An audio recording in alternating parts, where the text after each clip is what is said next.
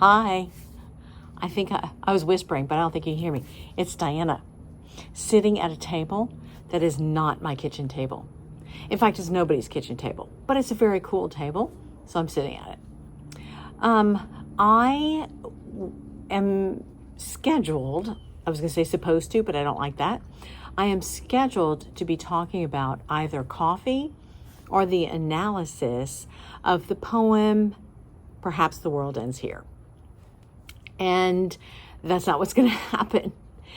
I missed last week, so I felt very strongly about posting something this week, but I'm not going to go into my video, my analysis or my food today. Also, I'm like looking around like this because I can see mosquitoes flying around my head. They woke up when it rained.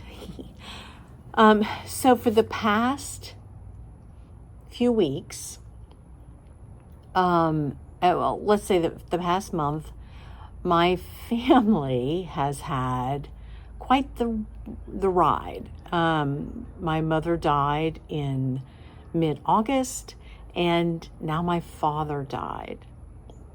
It's sweet to think that he very wanted to be with my mother. So here I am, very scattered, and I thought, you know what, I'm going to take time.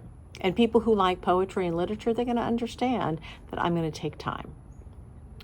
What is interesting to me, and how this applies to, actually they're both poems, in my real life, is I started thinking about the poem I'm highlighting right now, Perhaps the World Ends Here. Because it says, one of the lines is, we bury people here. Ooh, somebody's air conditioner's coming on. And very much what my sisters are doing, I just walked away from the kitchen table, is that they're together writing my father's obituary. We did a lot of things at tables around death these past month, having to do with both my parents, obituaries, funeral planning, telling stories, consoling, just a lot of things sitting at a table and do it just like the poem says. Now I'm going to talk more about the poem later, but that came up. The other thing that I thought about is the poem, The Emperor of Ice Cream, which I did earlier this year. I believe it was still this year. It's very hard time. It's a weird thing. That's a death poem. It's a poem about burying somebody or preparing a body for a funeral or for death. You know what? It doesn't say. But anyway, very much things I've been doing. And the reason I got so emotional, if you go back and look at that video, the video where I break the poem down, it's where I analyze it, I believe.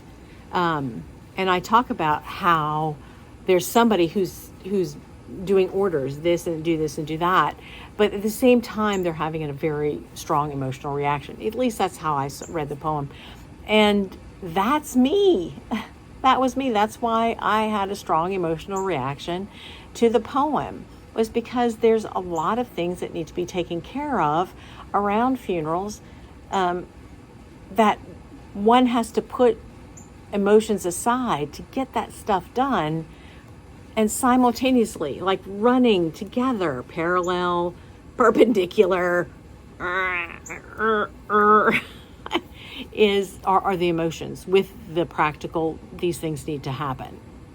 So I was thinking about both those poems and both those videos, and how much literature really is a part of my life. So that's probably all I'm going to say this time. I'm very tired. And then hopefully next week, I'll be able to come back to the coffee. I also thought it'd be a good time to do a coffee video, because there's a lot of coffee being made and consumed this week anyway. Okay. So that's it. Thanks for listening, and hope to see you next time. Go back and watch The Emperor of Ice Cream. See y'all later. Bye.